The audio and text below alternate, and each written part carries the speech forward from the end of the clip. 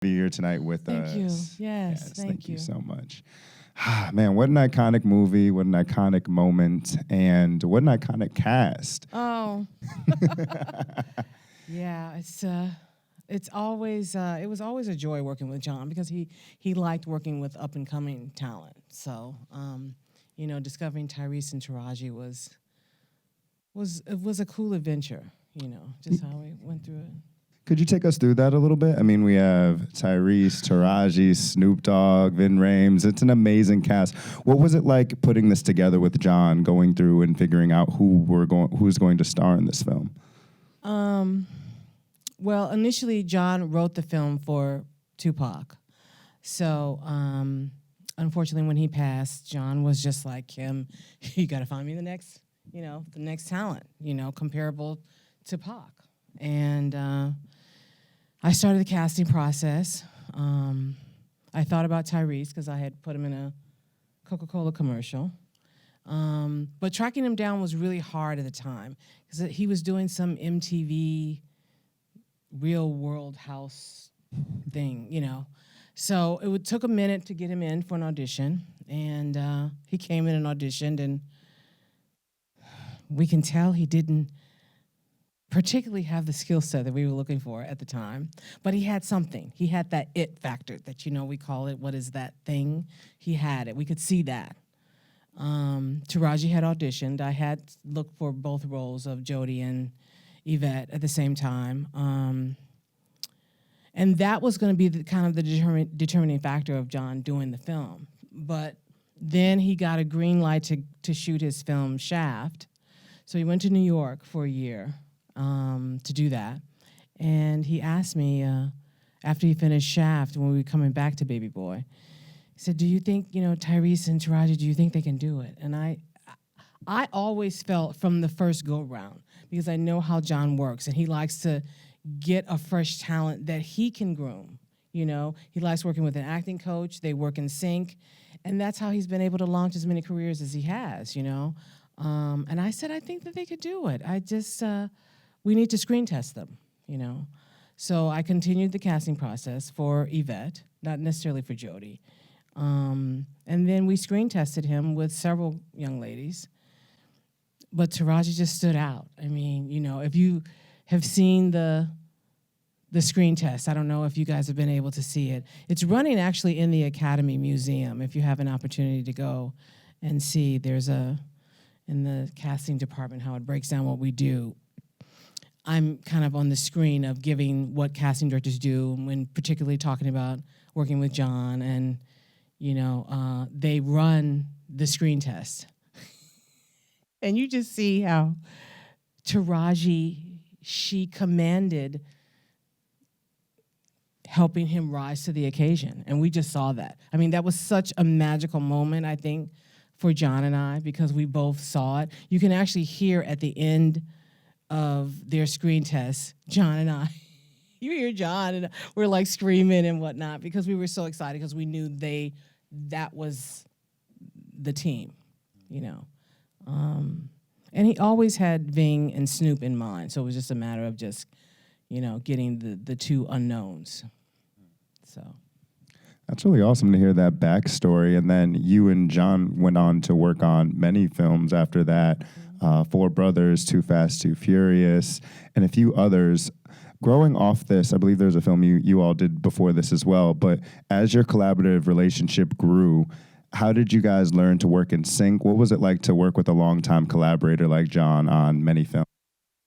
Well, what's interesting is, with every filmmaker, I think that it's different when they work on a film that it's their creation, that they've written and are directing, versus something that they're for hire. When it came to more of the studio films, the bigger budget films. So your films like, Too Fast, Too Furious and Four Brothers, those were big studio films. So it's really more of name caliber talent, as opposed to having the opportunity to discover type of scenario. So that's the difference for a filmmaker of, someone like John. And we just, I know what he likes, what he didn't like, we were just in sync with that. he was always trying to be true to the origin of whatever the character was. So I particularly remember when we were doing Four Brothers, he tried to be very firm with trying to make sure that we hired someone maybe more on the East Coast or just more from that street hood vibe for the Detroit gangster in Four Brothers. And we auditioned, everybody. But he didn't like any of them. And I look on a global level when I'm casting. So I had always been a fan of Chiwetel's and was waiting for him to put himself on tape. That, too, audition I kept for many years. I don't even know. Those were the screen tests I kept, was from Four Brothers and Baby Boy. And they're both running in the Academy. And John had to not look at the fact that when he put himself on tape, he had been in the middle of shooting Kinky Boots. So his eyebrows were arched. He had on these nails. And he's playing this Detroit gangster. And John looked at me, he's like, Kim, what do you got? What are you doing? Who are you sending me? I was like, just look at his performance. Just look at the performance. And he killed it. And that's what made him say, that's our guy. Yeah. Yeah, that authenticity is so important, and it's great that you guys were able to build a relationship like that. And you mentioned something a little bit earlier about Baby Boy in terms of how Tupac, was originally casted, and we can kind of see and feel him throughout the film, whether it be in the music or the mural that's behind Jodie's bed. And sometimes when that happens, it's sad, but there's this kind of, show must go on kind of mentality. And we also so sadly lost John so suddenly, and he was in the middle of Snowfall. And I was just wondering if you had a perspective on what it's like working with an artist who may no longer be with us in person physically, but their spirit is still felt so much through the project.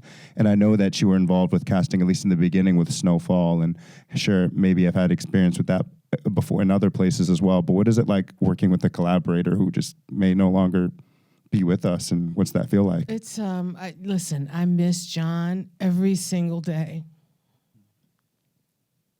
I don't want to get too emotional about it, but he was my heart. There's very few filmmakers that I have worked since then. I don't even know if I can say that there has been one since then that I feel the same connection with. John trusted my taste and opinion. A lot of times he would say no to me, a different talent I would bring to him. I remember bringing Idris Elba to him for the first time on Too Fast, because I had just been in New York casting, and I saw this guy on The Wire, the pilot, and I was like, I don't know him. I need to bring him in. And he came in to audition. He had this British accent. I was like, wait a minute now. I knew I was supposed to be looking for, a Spanish drug lord in Miami, but Miami's a melting pot, John. Let's be open-minded. What do you think? He was like, no, Kim. I said, oh, okay. It's just, I think that John appreciated, I tried to be as open-minded as possible. I brought him choices that he felt like he could really groom, or they already had the essence of what he was really kind of looking for. I think he really trusted my instinct with that. And I'm so appreciative of that. He's made my entire career, quite honestly. I mean, when you look at my body of work and what I've done, the ones that really kind of stand out a little bit are his films, and then the relationships are built as a result of working with him too, like with Regina King, and so it does pass on and pass down, and I was just thankful for having him in my life. Yeah. It's so beautiful, and it's just great with this kind of work that he's with you forever. You can always watch these films and remember how you guys went through this. And with that in mind, is there any particular moment or memory with John that really sticks out? You've told us some great ones already, but is there any memory that, comes up, whether it be the dinner table or just something that really sticks out to you that you remember with John that brings you some joy? I remember John. Well, there's a couple of moments, John would always like to, it's the moments when he would get really excited about something or when somebody, would kind of come through the door that it's like, oh. So the one aha moment was, yes, that screen test was right. But then I remember when we finished Too Fast, Too Furious, I was back in California, and John called me. He was like, yeah, our next movie, we're gonna do Hustle and Flow. We're gonna do some pimps and hoes. And I just remember thinking, how do we go from that to this? Because I didn't see it at first, and watching him be as excited with that filmmaker and doing that project was really, really cool. And then I remember there was a moment, even on Snowfall, I had brought in this actor, Kofi Siriboe. Was one of the first people I brought in. John actually remembered Kofi when he was a teenager from something in the neighborhood, because he was actually from South Central. And again, John would prefer having someone that was from that essence, Kofi being from South Central. John loved it. He came in and auditioned. I had auditioned some other people as well. Damson had come in and auditioned. And there was a little bit of tug of war for a minute between the two. At the time, Kofi was the strongest choice for John. But there's also the business that we have to constantly think about in this industry. The business of the business. The eyeballs and the audience, and it's always attractive to have international appeal. So I remember John calling me at 12 o'clock at night and going, okay, is there any other options beside this Brit? And I was just like, yeah, there's a couple, but, Kofi was the strongest one outside of Damson. I mean, Damson gave a really good audition, and he totally fooled us with being perfection in his accent and dialect. So I think it was just him trying to be authentic and just give it to someone here. There are a lot of filmmakers that really kind of feel that way sometimes about casting. It's a thing. Yeah. Nice. And if John were here today, what advice do you think you'd have for filmmakers or just creatives in general? And what's maybe a piece of advice you have as well? The one piece of advice I think that John would definitely give is stay true to yourself, push through what it is that you want to do. Don't give up. I think especially a lot of directors will have that type of feeling of just, you got to keep going, you got to keep going. Me being a casting director for, over 35 years now, I have seen so much torment, hard-filled, from a lot of actors that come in and see me, and they're not satisfied with self. And it scares me sometimes. I tend to think that it's maybe a safer route. I'm not saying ever give up on your dream or what you want to pursue, but I would say be more cautious of it and give yourself wiggle room of other arenas within the industry that you could be interested in as well, because you can make it as an actor or you may not. And there's no rhyme or reason, or some people just may gravitate to getting that perfect role that then gets them to the next. But I've seen so much depression, and that depression could lead to everything from drugs and alcohol to suicide, and that really pains me. I even think about my journey. When I moved to California from Chicago, I thought I wanted to be a production manager, but I ended up falling into casting. I know there are certain casting directors that used to be actresses. So you can still enjoy a career in the business if you feel as though you're not satisfied as an actor. You know, I just think that that's just wise for the soul to kind of keep in mind. You know, but I would never say give up on that. I mean, you look at a talent like the young gentleman that's nominated for an Oscar, the Asian guy that was in Everything Everywhere All at Once. You know, as soon as I saw that film, I was like, wait a minute.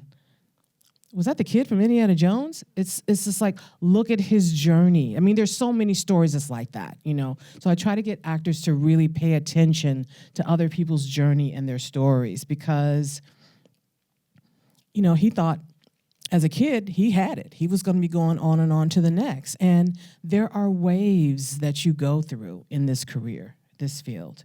You know, you'll be on top for a minute. Ooh, you'll be the hottest thing. And then you're not. And it's about the hanging on when you're the not. Because that's the thing that can, you know, especially the generation, the world we're in now, where everyone needs to be liked, patted on the back, appreciated. You know, you need that. And when you don't get that, what does that do to your soul, your spirit? You know, people in this industry, they tend to want to just focus on self. That starts affecting other things in your life as well, too. You know, so there's an abundance, I think, in this lovely industry of entertainment that can make you so much more absorbed, I think, with self because you're trying to constantly achieve and please. I tell actors all the time I'm fascinated that that's a career choice that you guys want to pursue because you've decided to use your mind, body, and spirit to entertain others. That's a lot. For the rest of your life, it's a lot. And I think a lot of times actors go into this, they don't think about it like that. It's just like, ooh, you can't pick me. What's the thing I got to do for you to pick me? It's like, ooh, you got to show me you can do it. You got to put the work in. And you got to be ready. You got to be ready. You can't feel like I can pick you and then you can get ready. And it doesn't quite work like that. Yeah, so, and then when you get there, you've got to sustain yourself. Then when you get too high up there, then it's just like, then you got the paparazzi. Your life is not yours anymore. I don't know how y'all do it. I don't know how they do it, you know. But it's a lifestyle so many want to get in. Just hang on for the ride. That's what I tell people. That's great sound advice in terms of just taking awareness of all the aspects, especially the multifaceted nature of this business and looking at what else you can do, whether it's just sustaining yourself or find a different career path, you know, or know what is for you, when is for you. Kind of bleeds into my next question, but you and John have been such good pioneers in this industry and also making space for others. I'm trying to remember off the top of my head, but in 2001, I believe it was at ABC, was it, where you had your development program.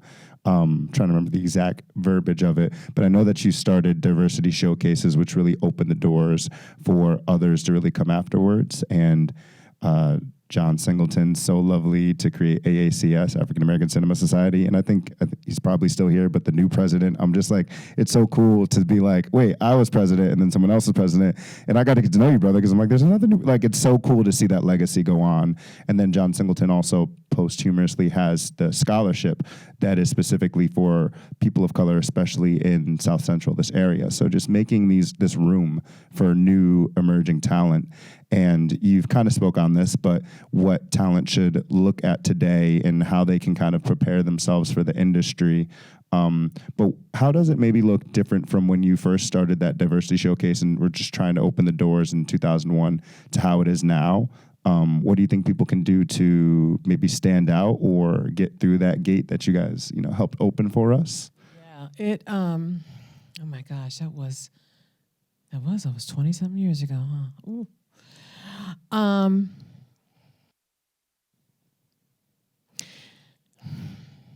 There's a lot of politics in this business, guys. That's all I have to say to start, During that time, the networks were getting ready to get sued and boycotted by a coalition of people of color.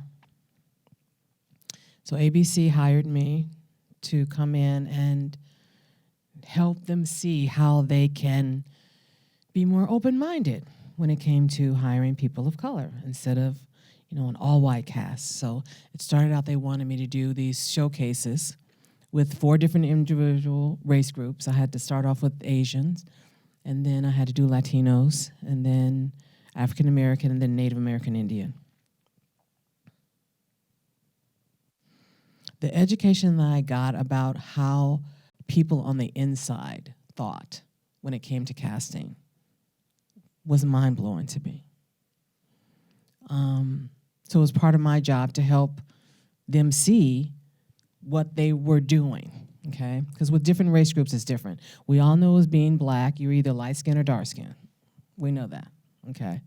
But there's different looks that they were constantly leaning towards when it came to Asians and when it came to Latinos. I don't know if they were really aware of that. Also, to them being authentic with, especially when it starts getting to the Asians and Latinos, being true to whatever the race was of the color. I mean, whatever the race, like if it was a Mexican, they wanted to be authentic and try to hire a real Mexican. The same thing with Filipino, or the same thing with Asian. If it was Japanese or Korean, they wanted to try to get more educated on how they can do that. And a lot of it started with the writing. I mean, we can suggest that as a casting director with different roles. It's like, okay, can we be open to race for this particular role? Usually it was more of a smaller role than one of your larger roles. So I had to put together a table read of an entire show with just one race group so that they could get educated on, okay, would this doctor show work with an all Asian race or all Latino race? So they started breaking it down like that. If you kind of pay attention to the history of what was happening with the Oscars and the Golden Globes, that very next year, Denzel and Halle won the Oscar. I don't think that was a coincidence, and to see all these many years later how long it took for more diversity to really happen for all race groups is just, I feel honored by starting that whole thing. They still have a long way to go, but it's a beautiful thing to see, and I do feel like I'm seeing them put more effort into shows with adding that dynamic all the way across the board, from, handicapped people or, gay and lesbians, and, it's all inclusive now. It's not just white and black that's in the world. And I think the entertainment industry really had to digest that and also open it up to the rest of the world. We're always trying to hire someone on a film that has international appeal. Okay, well, if it's an urban film, we was told for a long time we don't do well overseas. So, it's that, again, that's the politics. But when I'm casting now, when I first started with John, it was just whoever was here in the United States. But now that everything is global and it's Zoom and it's da-da-da, I'm looking at people all over the world. And that's how drastic I think the change has been within the industry. And then there was the pandemic and all of that. So just even the process of auditioning has changed drastically. I haven't had an in-live audition session in 4 years now. I probably will start some now on a film that I have coming up, a couple, because I have some kids. But yeah, it changed how we kind of do our job drastically. So yeah, it's mean a lot for actors to learn and perfect that self-tape. Which was a little rough for a minute, I think, for certain people. But, I'm sure over time they got the hang of it. And I think that it gives actors the opportunity to totally go, as they call it, dance full out. You can create the whole scene yourself. I've seen some self-tapes, and I'm like, dang, that needs to be the scene in the movie right there. You can really be creative. I'm sure it gets a little daunting if you have several auditions in a day, but I used to hear stories of, actors like changing in their car for the next audition as they drive, and, so you do what you have to do, but I just think that it helps you be way more creative. But you have to want to do that. I mean, some actors they're not good auditioners either. They feel like they're better when they have the job, but not so much when they're auditioning. So that's a whole thing in itself, just the auditioning process. Right, y'all? Yeah. Yeah. Well, thank you so much for your wisdom on that. Thank you for kind of showing us, and it's always changing, so we have to be adaptable. So it's great to always ask those questions and kind of know currently what is kind of going on. And I'm more on the screenwriting side, but it's so fun watching some of my actors, like their self-tapes. I'm like, you really went for that. Especially in this TikTok generation and stuff, people are ready to put on a show, so it can get really fun. So we're going to get ready to open it up for audience questions, but the first audience question actually comes from my sister. It's her birthday today, so I'm going to give her a little room.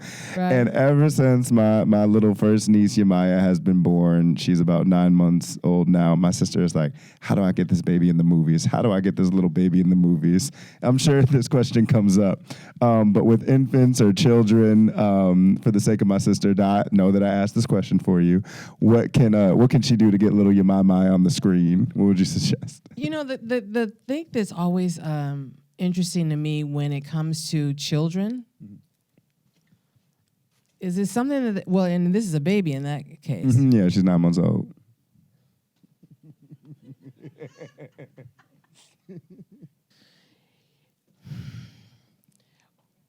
My question would be to the parent.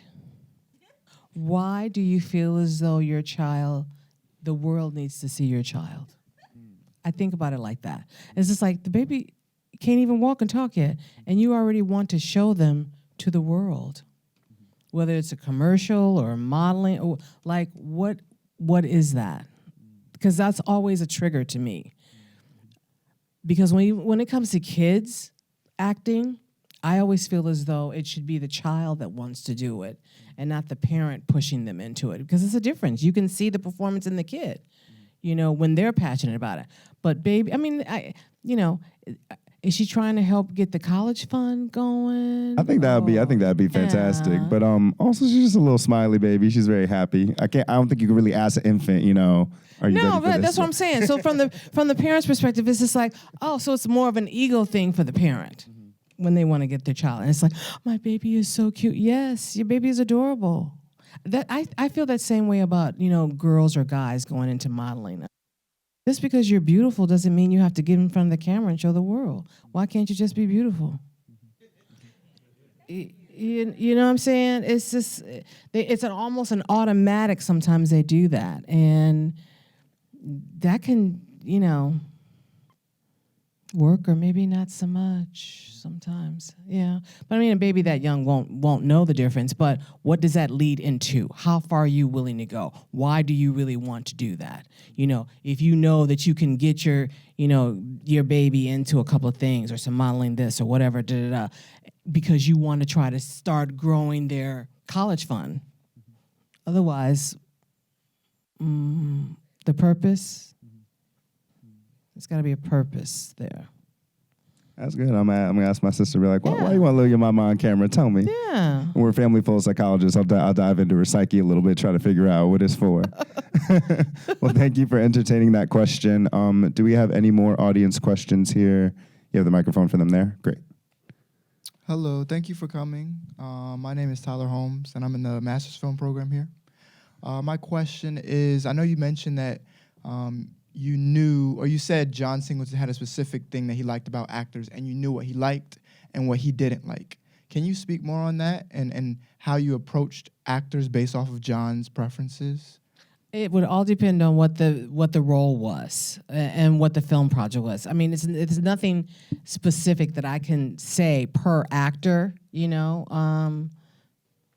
was pretty open-minded when it came to roles, but that same comment can go for a lot of directors that we work with as casting directors. I can't speak and say any one thing in particular. I mean, I don't know if that really answers your question, but yeah. And real quickly, I know the other Tyler Holmes, so this kind of cracks me up. He said he's been in contact with you, but there's another Tyler Holmes that went to USC when I was here. So that's just really... Okay. All right. Hi, thank you, Ms. Kim, for coming out. My question for you, being a woman who's been in this industry for 30 plus years, when it comes to actors, how big of a deal does age matter? Should the actor care about their age? Are they not going to be able to work? Because you touched on something that I think was very important, and you said people need to live their life, and you may not, this might not be your wave, it might come later. Go find other things that you like to do, whether it's entertainment or maybe something else. But I know from my actor friends, a lot of them are like, it's like an age thing. I don't know why. They say this thing, IMDb, they wish they didn't put their date of birth on there. I don't think it's a big deal, but apparently for them, they believe that there was an age discrimination. And I'm just wondering, like, what are your thoughts on that? How true is it? And are people just being paranoid? Or what do you really think about that, ma'am? That's a good question. So, yes, I think a lot of actors really kind of started resenting the fact that IMDb was putting their date of birth. So it really kind of would show their age. There has been times where, when we find out the real age of a particular talent we may be interested in and be like, ooh, they may be too young or they're too old, okay? But the bottom line is, I think that when it comes to actors being afraid of the aging process in just the world of acting, you're gonna go through those changes as you're going through life. It's inevitable, There's great roles you can play when you're young, if you're starting out as a kid. And then when you're an ingenue, you're gonna play certain roles. Then you're gonna go to the auntie roles, mama roles. Then you're gonna go to the grandma roles. Sometimes the roles that are the older ones are the better roles too. I always suggest that actors watch this movie called, this documentary called Searching for Deborah Winger. Have you guys heard about that documentary? Rosanna Arquette, who's an actress, did this documentary. I personally think when I watch it, I think that she did this because she felt a little unsettled in her own career as an actress. And the whole documentary was, the very last person she interviewed was Deborah Winger, because she couldn't understand at the height of her career why she gave it up. She got married, she moved to Rhode Island, she raised some boys. She didn't want to act anymore. Well, the bottom line, she said, I got married, I fell in love. My husband didn't want to be married to an actress. We wanted a family. It was okay. She felt like she had fulfilled her own personal goal at that point in her career. I think that's what everybody has to kind of go through in this field, in this industry. When you feel satisfied with self, then it doesn't bother you as much. It doesn't hurt as much. But if you're constantly still chasing whatever that thing is, maybe it's to work with a certain filmmaker, or maybe it's to do a certain type of role or be in a certain genre of film, you're constantly fighting and clawing to try to achieve that.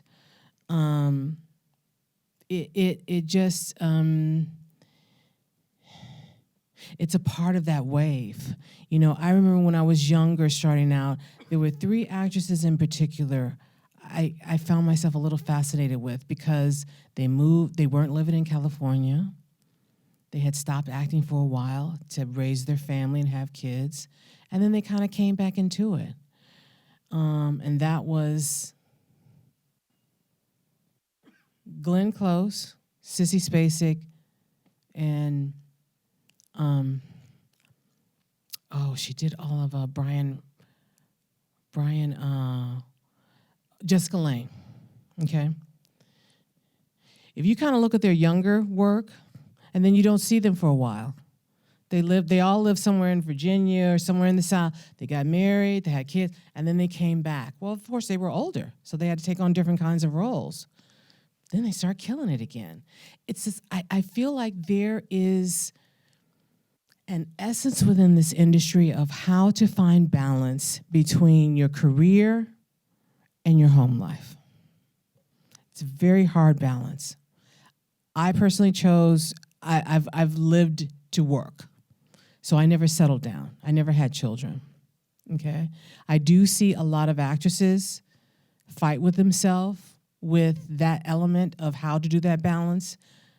If they're a certain age, if they should be getting married, when are they gonna have children? Is that pregnancy or child gonna stop them from, going up for pilot season or getting this movie or doing, you know what I mean? How do I find the right maid that's gonna help me raise this child? That whole balance, we're seeing it more with even the movie stars. They're starting to be more adamant about having their child with them as opposed to the nanny. I suggest that you guys watch these documentaries that these older actors are doing. Like, I was really fascinated to watch the documentary on Jane Fonda when she was talking about how she felt about herself, about how her father made her feel, and why she started doing the kinds of roles that she was doing, and then what she did to give up so that she could be there for her children. The documentary with Searching for Deborah Winger, she interviewed like 40 actresses, ranging from everyone from Frances McDormand to, Selma Hayek and Whoopi Goldberg, and the list went on and on. And what they all kind of felt like they were saying was, well, when I was, I would get these roles when I was 20, and because they wanted me because I was perky, and and then all of a sudden I turned 40, and the phone stopped ringing. So they had to figure out, well, how do I survive? How am I gonna get that next job? They don't want me, quote unquote, anymore. I'm not pretty enough anymore. Well, you just move on to the next wave of types of projects that you're gonna do. You have to be more open-minded to the type of characters that you're gonna play. I just thought that was really interesting that so many of the women felt like that. And I just think that that's something in general that a lot of actors kind of go through. And I just use that same example with the gentleman that's up for the Oscar. You're gonna go through those waves, and you just got to be able to ride that wave. Believe in yourself, and have a good support system too. It's very, very, very important, because when you don't have that support system, that brings your spirit down. The love and support of a family, or a mate, companion, whatever your thing is. You've got to have somebody champion you, to give you that support, to be able to have the courage to persevere. It's very important and key, especially in this industry. Any more audience Yes. questions? Everyone here? Oh, sorry. Okay. First of all, I wanted to compliment you. I love the depth that you speak with. Oh, Seriously, I can feel you. Thank you. Thank you. There were two words that you used continually, it seemed. One was essence, and the other was look. So what hits you first for the person, for the role? Your look will get you an audition for me. I've always been like that. Your look alone will get you in the room with me. Now, what you do when you get in the room is a whole something else. Exactly. Then you're looking for essence then? But yeah, it's about the look first, and then it's the essence. Perfect. Because there's always a particular look for every role, every character. I try to get what the filmmaker is really looking for. If it's not a biopic, that I'm having to mirror someone else.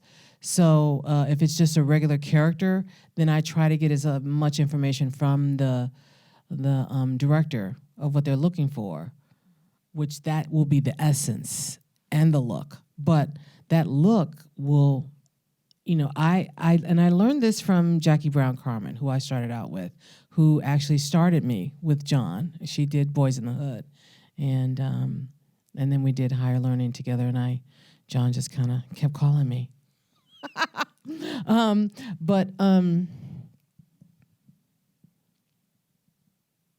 Yeah, I feel like because that became my style, I was able to give more people opportunity. I was able to just discover more talent because I could pull, and John was very much that kind of filmmaker too. It's not a lot of directors that was open-minded to find that find and to then work with them. They want somebody that's already got it. They don't have to groom them. They don't have to teach them. They don't have to. But John really liked that essence about filmmaking with the discovering the new talent type of scenario. So, if you had the right look, you came in, oh my gosh, you kill it. Okay, well then you got it. And it didn't really matter to me either because, again, depending on the role, if that person was enough of in themselves also can highlight who that character is. That's why it was, Tyrese was so perfect for Baby Boy because he could relate to that world, Quite honestly, the same thing with Taraji. And you see that. You see that in different characters of different roles when the person comes into audition. You can tell when it's raw and they're pulling from life experience. Actors are going to only do one of a couple of things. They're going to pull from life experience or training. Period. That's how you develop your character. How are you relating to who that character is, where it's been, where it's going, what it feels? You're either pulling from an experience that happened to you, for real, to be able to dive into that emotion, or you're going to go by your training. But if you didn't have any training, Tyrese didn't have any training, but Taraji did. You see, that's why she was able to help elevate him. There's a moment in the screen test. Did they show that? I don't know if no. There's a moment in the screen test when she jumps on his back at the end, and she just did it so spontaneously. It wasn't in the script. It was totally an improv move. But that move is what made it work. That's what got her the gig, Yeah. So, did that answer your question? Okay, good. What was the hardest role? I'm sorry? What was the hardest role to film? On that particular film or any film? Oh, okay. Oh gosh.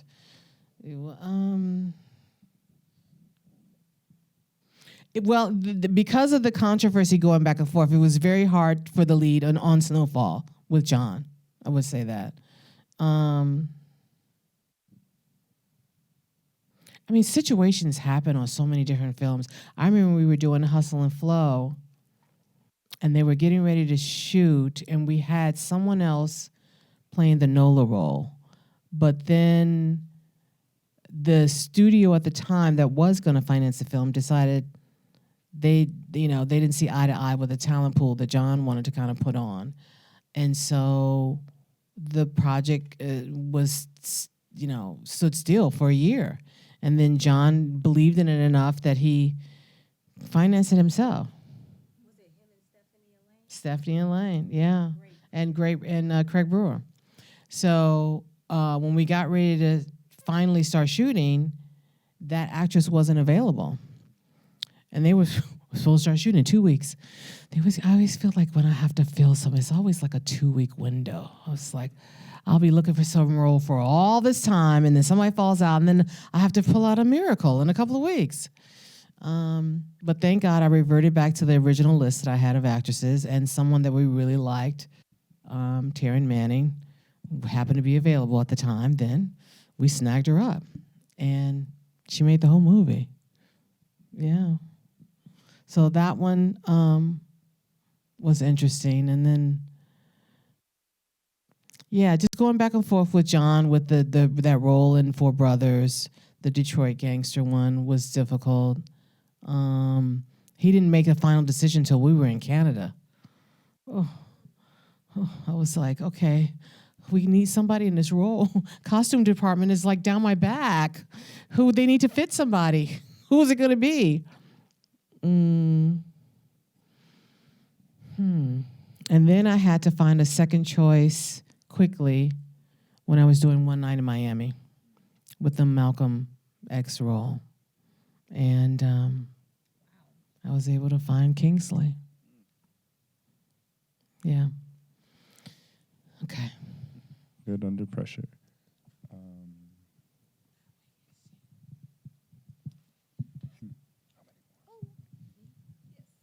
I just want to remind you of when they cast, I've forgotten her name, for Baby Boy. Baby boy. AJ. Who? AJ? AJ Johnson. Yeah, and they had. Well, you know what? The thing of it is, we went through the regular casting process, right? And I remember that too. I gotta stop you. Do you remember the stage next door? The stage, yes. And- John put together that whole thing with Ving. Yeah. Yeah. And Ving took it. And Ving took it to a whole nother level. Yes. That was fun. No, That was a lot of You fun. gotta tell them that hopping scene was one of the things. The hopping scene was, okay, right. Oh my gosh. So we had, let me see, Tasha Smith, Khalida, AJ was one other person. There was 4 ladies that we auditioned, that we screen test with Ving Rhames to find out who was gonna play the mother. Because John really wanted a young mother. It was all about the young mother. Now, when AJ Johnson came in audition, she had just had surgery on her feet or something. Excuse me. I can't remember if she had crutches or she was in a wheelchair. One of the two of those when she came in audition. But she totally told me and John, she was like, I'm telling you, this is coming off and I could do this movie. Meantime, I'm kind of like, I don't know. We got to make sure we got some other options going on here. So a couple of weeks went by, and then John wanted to do the screen test with these 4 ladies with Ving. Ving is such a good actor that he made the choice, not from John's direction, but to do something creatively different with each actress in the screen test. So the scene that you see in the film with AJ, I think there's a scene where they like kind of getting it on, and he's like down on his head. Okay, he did that in the screen test. So John was just like, I love it. We're going to keep that in the movie. So, it's like things like that sometimes that I think that happens during a rehearsal or whatever. And if that filmmaker likes it, it will make it into the movie. So, yeah, that was fun times. Fun times. Yes. She has a mic. Oh, thank you. Hello. Can you talk about your ability to see past someone's type or their look or what they've done before? I think about Omar Gooding in this role. I grew up with him on Smart Guy, and in this movie, he's a cold-blooded killer. So how do you, what in your mind thinks, let me bring him in for this role, which is such a departure again, from- I just gave him an opportunity, and he came in, and he did a good job. And I think also, too, there's the relationship that John had prior with his brother because of Boys in the Hood. So, and John's very much like that. He was that type of just person, good-hearted. It's just like, okay, maybe there were a couple of other guys that did a good job, too. But there was the relationship that he had with the brother, and it's a family, and he's very much about family and bonding and all like that. So, yeah, it was special. Yes. Hi. Hi. I have some friends that are actors, and they're complaining that on camera they don't, they always have to find somebody to read with. and it's not always easy. And so, what is your percentage of people that do it on camera or people that are actually coming in and you're seeing them live? Like I said, I haven't done any live auditions in probably like 4 years since the pandemic. Actually, we weren't allowed to per SAG and a lot of the studios and networks. I don't even know if that's kind of been lifted yet. But each actor is different. I mean, if the actor has a reader with them, which to me, if they're able to do that, that just gives them more energy because that person is usually with them in the room. I don't really allow an actor to have a reader that I have to then include in the Zoom. Either I or my associate will read with them if it's just about having a reader. I mean, I'm accustomed to doing that my entire career, so it's really up to them of what is easiest or best for, their performance. Okay. Is that it? Any more questions? Yes. Got one up here. I'm curious, when you were doing your diversity program, you stated that you were shocked by, I guess, the executives. I'm curious what shocked you the most, or what were some of the things that shocked you?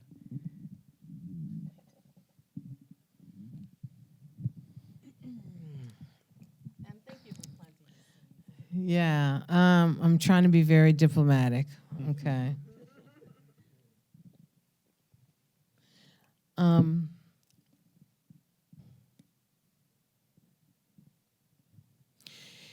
The entertainment industry is what carves the look out of the world. They have a certain look that has been working for them for a very long time. And now there was this other essence of, okay, well, there's other people that should be given this opportunity as well. You can kind of still see it a little bit when it comes to specific race groups, I think. Particularly Latin American. If you look at what type of Latinos and their look on types of roles that they're good in, they're going to lean more towards the Spaniard look as opposed to, the darker skin. It still goes, it's going to always boil down to skin tone. This is what we deal with in the world. Are you light skin? Are you dark skin? It doesn't matter. You don't have to be black to do that. They still deal with that within the Latino race group. So it was a lot of that. And you can still kind of see it in the industry now. What the preference is depending on the role and the filmmaker, who they're choosing and why when it comes to a look. And what types of roles they're putting in with that look. That's what Roma was all about. If you guys remember that film, the Oscars occurred, a couple of years ago, trying to distinguish the difference between what a character that has more olive skin would be hired to do versus someone that looked like they could pass for being white, but they're Spanish. It's a lot of dissecting that. And then also understanding, too, there's a difference. You can be Spanish and look white to looking black. I remember going through something with one of the casting executives. I had brought in Laz Alonso, who's actually a black Cuban. Spanish is his first language. They didn't think he was Spanish.